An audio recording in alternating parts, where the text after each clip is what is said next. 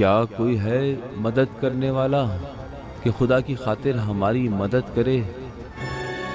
امام حسین علیہ السلام کی جب یہ صدا بلند ہوئی تو کربلا کے میدان میں فرشتے،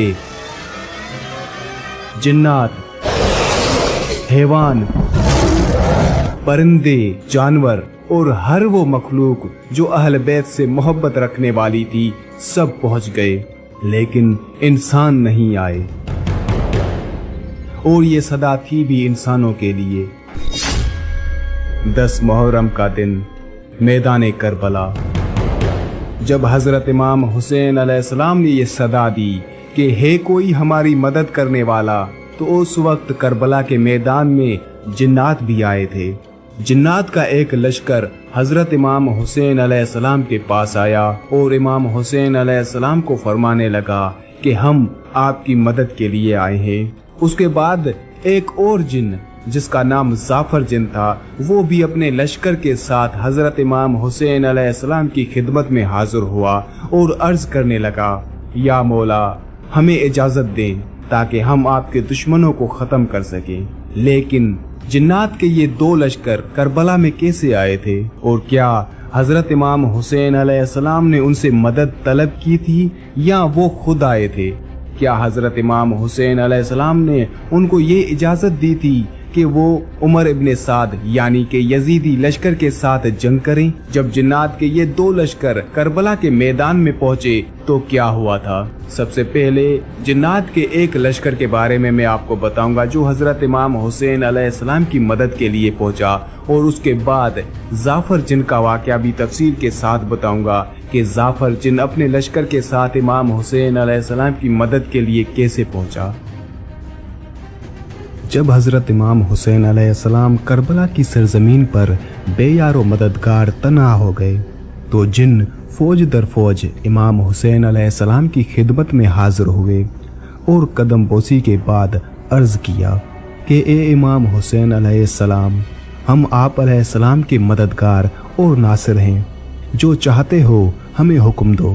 اگر آپ علیہ السلام اپنے تمام دشمنوں کے قتل کر دینے کا حکم دیں تو ہم تمام کو قتل کر دیں گے۔ حضرت امام حسین علیہ السلام نے ان کے حق میں دعا کی اور فرمایا، خدا تمہیں جزائے خیر دے، میں اپنے نانا حضرت محمد صلی اللہ علیہ وآلہ وسلم کے فرمان کی مخالفت نہیں کر سکتا، کیونکہ انہوں نے مجھے یہ فرمایا تھا، مشیت خدا یہ ہے کہ تمہیں مقتول اور خون و خاک میں گلتان دیکھے، داڑھی کو خون سے رنگین اور سر کو پسے گردن کٹتے ہوئے دیکھے۔ بس حضرت امام حسین علیہ السلام نے جنوں سے فرمایا، یہ میرے بارے میں خدا کی چاہت ہے، البتہ میری ناموس اور اہلِ کے بارے میں میرے پاک نانا حضرت محمد صلی اللہ علیہ وآلہ وسلم نے فرمایا تھا، خدا کی چاہت یہ ہے کہ اہل بیت علیہ السلام قیدی ہو کر بے پالاں اونٹوں پر سوار دیکھیں۔ اے جنوں کے سردار، میں خداوند عالم کی چاہت اور رسول پاک حضرت محمد صلی اللہ علیہ وآلہ وسلم کے اشعار پر عمل کرتے ہوئے صبر کروں گا اور شہید ہونے کے لیے تیار ہوں، اور اہل بیت علیہ السلام کے قیدی ہونے پر بھی آمادہ ہوں، اور خدا کا حکم الحاکمین ہے۔ اس کے بعد حضرت امام حسین علیہ السلام نے لشکر کفر پر حجت تمام کی۔ حضرت امام حسین علیہ السلام لشکر کفر کے پاس گئے اور فرمایا، اے سپاہ کوفہ و شام، اے گروہ خون آشام، میرے ساتھ کیوں لڑتے ہو؟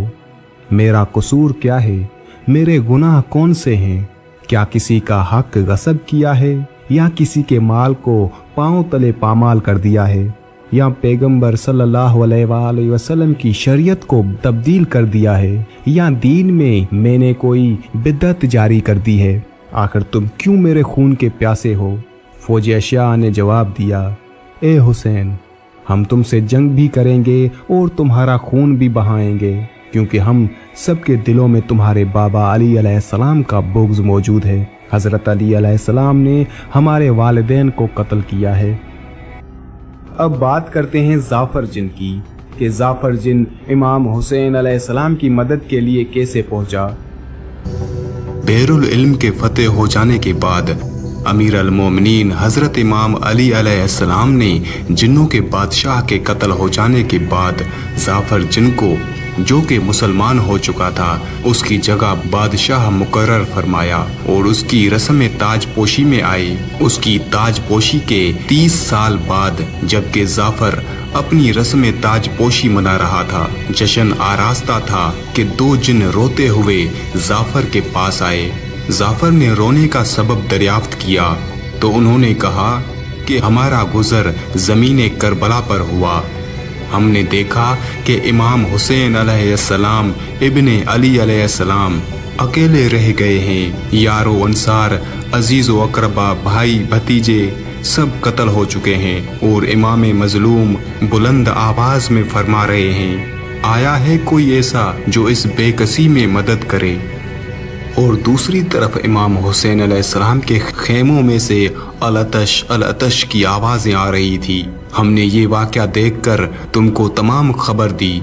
जैसे ही जाफर जिन ने ये बातें सुनी, जश्न ख़त्म कर दिया, सोगराना लिबास पहना और अपने लश्कर के साथ करबला की तरफ रवाना हुआ। अल्लामा दरबंदी ने इस वाक़े को तफसीलन नकल किया है और हम जाफर जिन की ज़बानी दर्ज करते हैं। जाफर जिन कहता है कि जब मैं वारदे करबला हुआ, इमाम हुसैन अलैहिस्सलाम की मददयारी के लिए मंसूर फरिश्ता अपने गिरोह के साथ हाजिर है। उसके गिरोह की तादाद तकरीबन कई हज़ार है। नसर फरिश्ता भी अपने गिरोह के साथ मौजूद है। जिब्राइल, मीकाइल, इसराफील भी दूसरे फरिश्तों को अपने हमराह ले आए हुए थे और मुंतज़िर अज़ान इमाम हुसैन अलैहिस्सलाम थे। अंबियाए दर मुरसलीन अलैहिस्सलाम की अरवाहें भी मौजूद हैं और खुद हज़रत मोहम्मद सल्लल्लाहु अलैहि वसल्लम भी मौजूद थे। लेकिन इमाम हुसैन अलैहिस्सलाम 1950 ज़ख्म खाए हुए लश्कर के सामने खड़े थे और अरवाह अंबिया सामने मौजूद थे, मगर सब खामोश हैं। जाफर जिन कहता है कि निगाहें इमाम हुसैन अलैहिस्सलाम ने मेरी तरफ निगाह उठाकर देखा, मेरी तरफ इशारा किया, फरमाया नज़दीक आओ। मैं नज़दीक गया, रकाब तोसन को बोसा दिया। मैंने अपना लश्कर पीछे छोड़ा हुआ था और खुद इमाम हुसैन अलैहिस्सलाम की खिदमत में हाजिर हुआ था। जाफर जिन एक अजीब तरह के घोड़े पर सवार था। जाफर ने इमाम हुसैन अलैहिस्सलाम को सलाम किया। जाफर जिन हज़रत इमाम हुसैन अलैहिस्सलाम की खिदमत में हाजिर हुआ और अर्ज़ किया, या इमाम, मैं आपकी सदा सुनकर आया हूँ कि आपकी मदद कर सकूँ। मैं आपके नाना के साथ जंगे बदर में भी लड़ा था। अगर आप इजाज़त दें तो मैं इन यजीदियों को मज़ा चखाऊँ। इमाम हुसैन अलैहिस्सलाम ने फरमाया, नहीं जाफर, सदा सिर्फ इंसानों के लिए थी। और आपने जवाब देने के बाद फरमाया कि ए जाफर, तू कहाँ था? उसने कहा कि मौला, मैं अपनी रस्म ताजपोशी का जश्न मना रहा था कि मुझे खबर मिली कि आप करबला में इस हालत में हैं। मौला, मुझे इजाज़त अता कीजिए। आपने फरमाया कि ए जाफर, तुम्हारी यारों सी वफादारी से खुदा और रसूल खुश हैं। लेकिन ए जाफर, मैं तुम्हें किस तरह इजाज़त दूँ? ना अब मेरा अली अकबर जिंदा है, ना कासिम, ना ओनो मोहम्मद और ना अली असगर बाकी हैं। ए जाफर, ज़मीन मख्तल लाशों से भरी हुई है। उसके बाद जाफर ने कहा, या मौला, क्या मुझे इजाज़त है कि मैं आपकी जंग देखूं? इमाम हुसैन अलैहिस्सलाम ने फरमाया, हाँ जाफर, तुम्हें इजाज़त है।